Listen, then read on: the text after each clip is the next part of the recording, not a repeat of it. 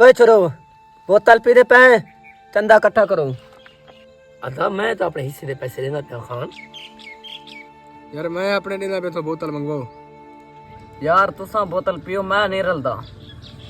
है ये बोतल क्यों नहीं रलदा? मैं को लगदे इंदे को पैसे कना हुसन। ए हे या उतरा कंजूस इना कुछ करना पोसी हुन।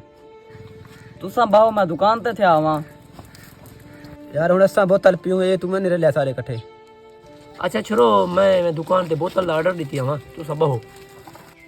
यार तू यार है सारा ये तू अपने बोतल दा हिस्सा रल ये रख मेरी तरफ दसी कहीं को ना ठीक है। वाह अल्लाह से जे यार सा कोई देवे आ। अरे अल्लाह यार तू सब मैं पेशाब बैठा वलिया हुंदा। तोरा जिगरी यार है कि 100 मेरी तरफ रसी कहीं को ना।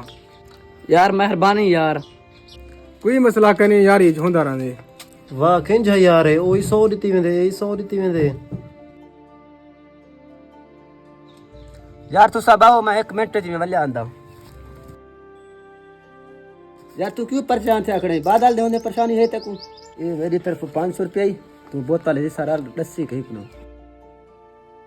देख अल्लाह सया केंजे मेरे यार ने इंजे यार हर कहीं को देवी। यार मैं अपना ऐसा बोतल रलदा। दोस्ती एक नेमत है। ये रिश्ता असा खुद बने हैं।